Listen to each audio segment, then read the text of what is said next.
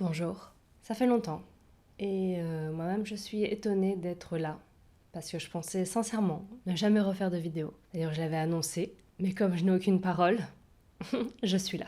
Enfin, je sais pas si je choisis plutôt je n'ai aucune parole ou il n'y a que les cons qui ne changent pas d'avis. C'est quand même plus avantageux pour moi de me dire qu'il n'y a que les cons qui ne changent pas d'avis et que c'est pour ça que je suis là. Enfin bon, bref, je suis là. Et il s'avère que ces dernières semaines, je me suis lancé une sorte de défi. Est-ce qu'on peut vraiment... C'est pas vraiment une sorte de défi ou une sorte de challenge. C'est plus qu'en fait, je me suis rendu compte que j'ai commencé, en commençant à devenir libraire, à lire plusieurs livres en même temps. Ce qui est assez intéressant puisque ça permet de rentrer dans divers univers à chaque fois et surtout de lire, disons-le, plus de livres. Le problème, c'est que je me suis rendu compte que ces derniers mois et ces dernières semaines, j'avais tendance à commencer des livres, à me sentir bien dans le livre, à aimer ma lecture et à le laisser de côté en me disant je le reprendrai à un moment pour lire un autre livre puisque voilà la tentation est permanente, n'est-ce pas, quand on travaille en librairie. Et finalement, en fait, ce livre que je laissais de côté, que j'aimais, je ne le finissais pas.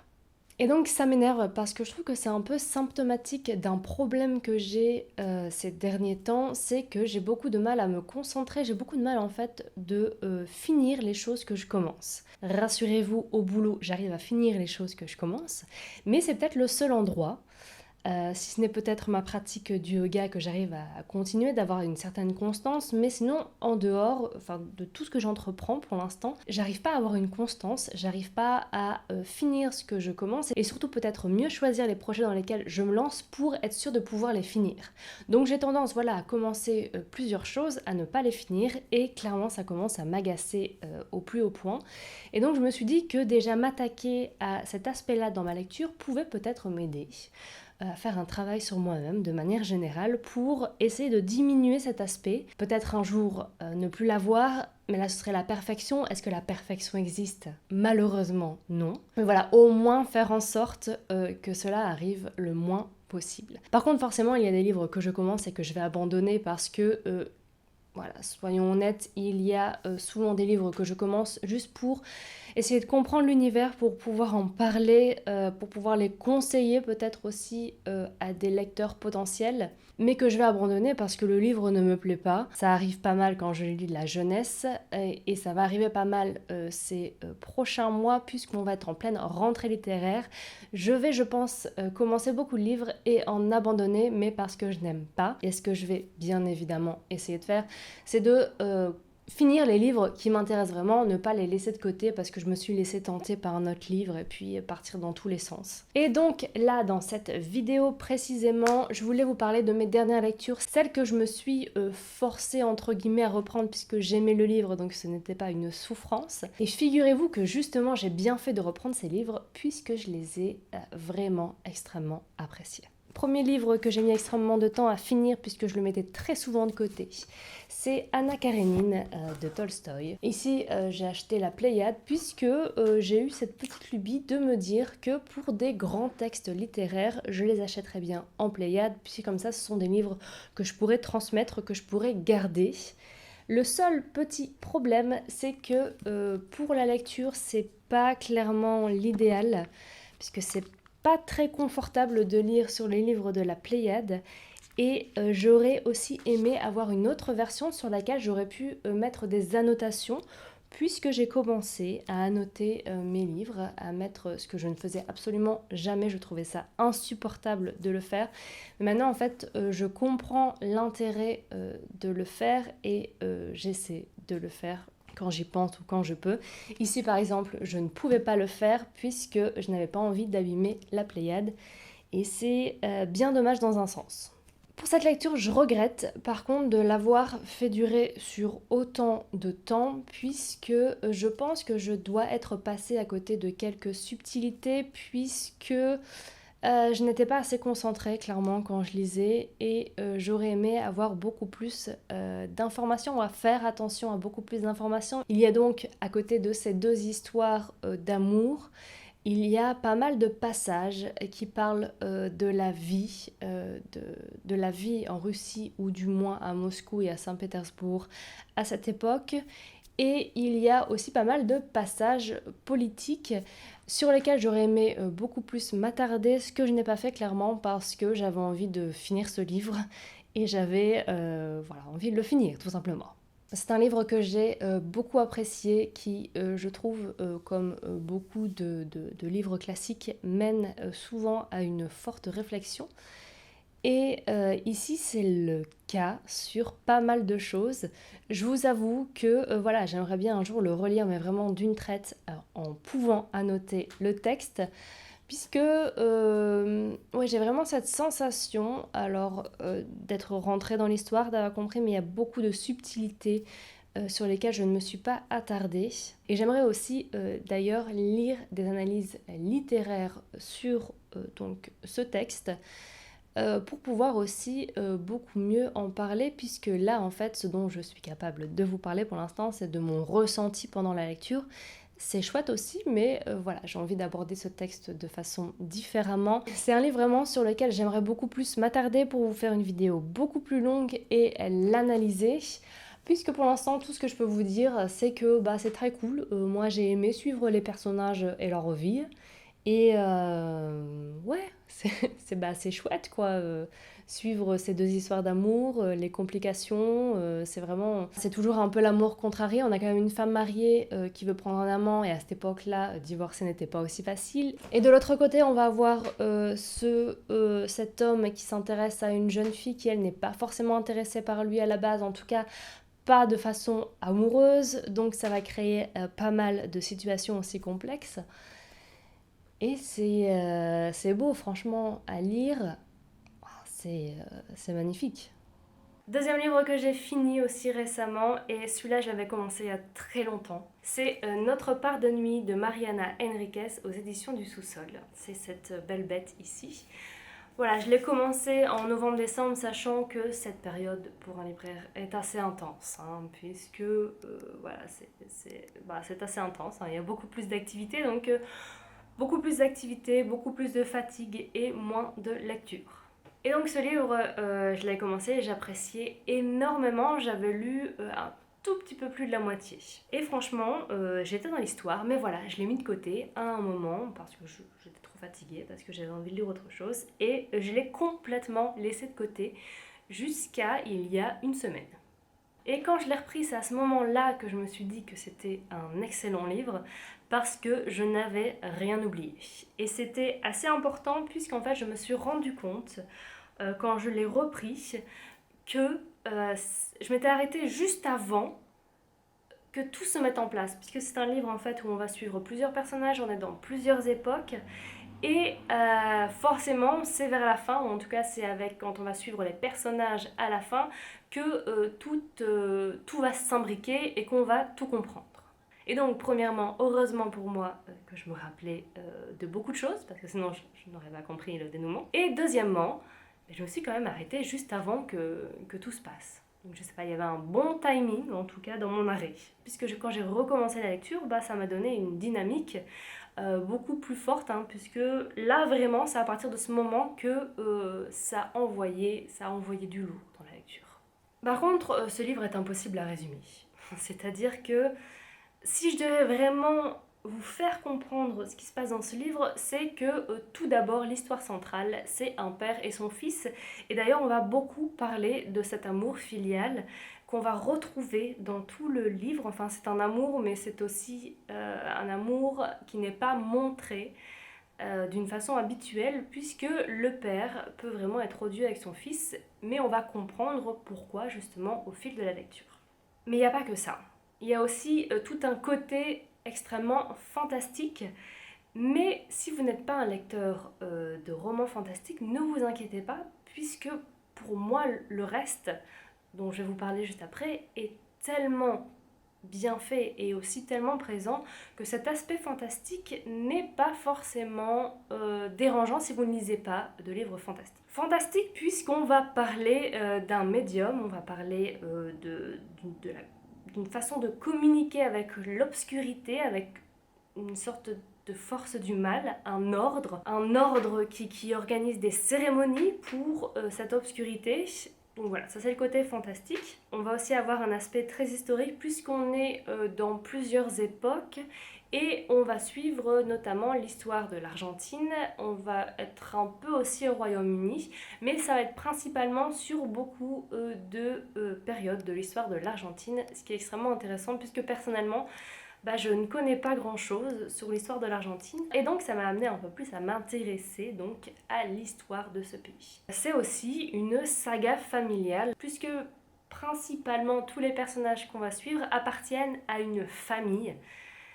La famille centrale du livre, celle par qui tout arrive et celle qui n'est pas toujours très joyeuse. C'est un livre assez noir, mais avec beaucoup de belles choses, donc notamment beaucoup d'amour, et aussi, et surtout, une très belle écriture. L'autrice a écrit 2 recueils de nouvelles avant celui-ci, et je ne sais pas pourquoi, j'ai l'impression qu'il n'y en a qu'un seul qui avait été traduit en français, puisque l'autrice écrit en espagnol, puisqu'elle vient d'Argentine. Sinon, petite chose importante que j'ai oublié de vous dire sur ce livre, c'est que, et ça fait extrêmement longtemps que ça ne m'était pas arrivé, j'ai recommencé à lire voilà, 1 ou 2 jours et il y a une soirée où je me suis vraiment plongée dans ce livre. Mais quand je dis plongée, c'est vraiment plongée puisqu'en fait, voilà, je pense que j'ai commencé à lire à 21h30. D'un seul coup, je me suis levée pour aller boire et je me suis dit tiens, il est déjà 23h. Et j'ai continué à lire jusqu'à 2h du matin. Ce qui ne m'arrive absolument jamais. Il faut savoir qu'en général, du coup, je m'endors avant. Mais là, j'étais tellement prise dans l'histoire que je n'arrivais pas à dormir. Et voilà, ça arrive très rarement, donc je pense qu'il était important de le notifier. Autre livre, celui-ci que j'ai mis longtemps à commencer, mais surtout j'ai pris mon temps pour le lire, entre guillemets. Je vais vous expliquer pourquoi, parce que c'est un livre que je n'ai pas physiquement, puisque c'est un livre audio. Est-ce que je peux dire que j'ai lu un livre audio? J'ai écouté un livre audio, mais en même temps, pour moi, l'écoute... Mais en même temps, si je dis, je trouve écouter, pour moi, c'est pas suffisant au niveau du mot, puisque je n'ai pas juste fait que écouter, parce que pour moi, il y a quand même une lecture passive. Donc, comment nommer ça? Je ne sais pas exactement, mais voilà. C'est en livre audio que j'ai eu la chance de découvrir Betty de Tiffany McDaniels, qui donc est édité chez Gallmeister. Ce livre, je sais pas pourquoi, au tout début, j'avais pas forcément envie de le lire, peut-être parce qu'il y avait une hype énorme autour de ce livre et ça ne m'avait pas forcément attirée. Finalement, je l'ai pris en livre audio et je l'ai commencé et j'aimais bien. Je trouvais ça dur comme histoire, mais voilà, j'aimais suivre donc, le personnage de Betty, le personnage de sa famille. Donc, pour résumer un peu, on va être, en tout cas au tout début du livre, on n'est pas vraiment dans une ville précise puisqu'il déménage énormément. On va être avec Betty, donc, qui vit avec son père, sa mère, ses 3 frères et ses 2 sœurs. Son père est Cherokee et sa mère est blanche et donc elle va subir pas mal de racisme par rapport à ça. Même si le racisme est présent, je trouve que c'est pas vraiment l'histoire centrale. On va surtout se concentrer sur cette famille où il y a beaucoup d'amour, mais aussi beaucoup de problèmes. Donc au début, j'aimais bien, mais franchement sans plus. J'écoutais ça quand j'allais au boulot et puis je suis partie 1 semaine en vacances et là, pendant cette semaine en vacances, j'ai pas du tout eu envie de lire ce livre. D'un seul coup, je me suis dit non, franchement, il est trop noir, j'ai pas envie de continuer. Et quand je suis revenue de vacances, là, j'ai repris mon écoute, ma lecture passive, et ça a été incroyable. Là, je n'arrivais plus à lâcher mon livre audio, j'arrivais plus à arrêter. J'étais vraiment plongée dans la famille et c'est horrible parce qu'il y a tellement de choses tristes qui se passent à la fin du livre et c'est un enchaînement de choses tristes et franchement ça m'a assez émue parce que j'étais vraiment très proche des personnages et quand j'ai fini ce livre, j'ai senti un énorme vide. J'étais vraiment sonnée. Je me suis dit je trouverai jamais un livre aussi bien, c'est pas possible. Bon, fort heureusement notre part de nuit est arrivée après, mais j'ai voilà, j'étais vraiment dans cette écriture, dans cet univers. Voilà, je me suis sentie très vide à la fin de ce livre, à tel point que justement j'ai hésité un peu, mais j'ai décidé d'attaquer en fait un autre livre de l'autrice qui est en fait son premier livre qui n'avait pas été traduit en français et qui est traduit et qui va sortir en août, qui est L'été où tout a fondu. Et je l'ai commencé et au début j'ai hésité parce que je me suis dit, est-ce que tu as encore envie d'enchaîner avec un univers aussi noir? Oui. Et là je peux vous dire que l'univers est aussi noir. Là je suis à peu près à la moitié de L'été où tout a fondu.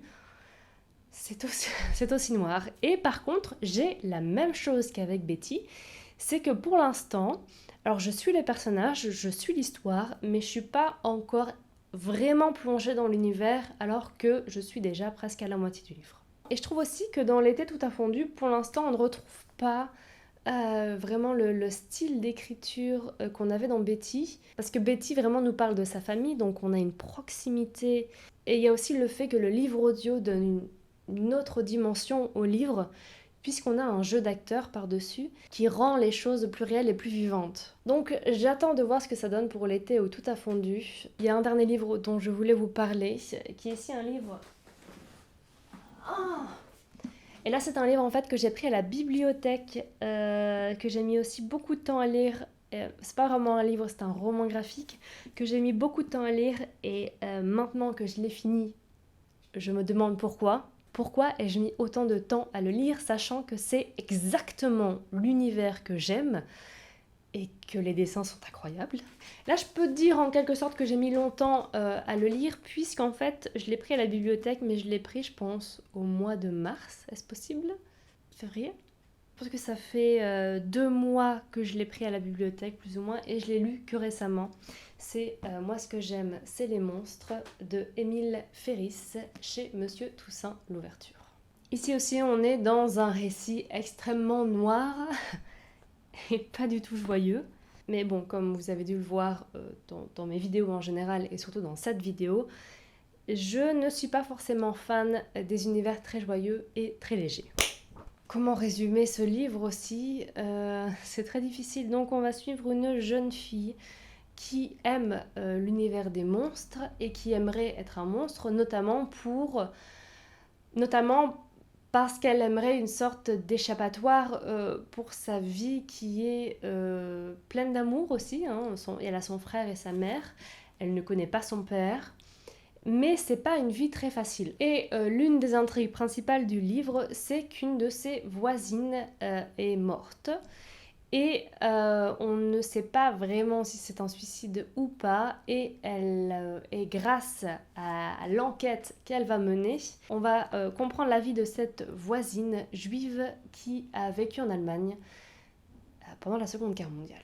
Il faut dire que je lis peu de graphiques. En fait, je lis déjà peu de BD parce que j'ai toujours une extrême frustration quand je lis une BD, puisque j'aime quand les éléments narratifs sont assez développés, ce qui n'est pas forcément le cas de la BD, puisque c'est le but de la BD, hein, c'est de faire des tomes très courts qui s'étalent donc sur plusieurs tomes, et je ne suis pas forcément fan de ce style narratif. Par contre, je reconnais le talent qu'il faut et le travail au niveau du dessin, mais en ce qui concerne les romans graphiques, c'est autre chose, puisque en général, pas tout le temps, hein, mais en général, c'est plus développé et c'est plus romancé. Cette vidéo s'achève maintenant, j'espère revenir assez régulièrement. Et je vous souhaite de très bonnes lectures et je vous dis à très bientôt. Salut!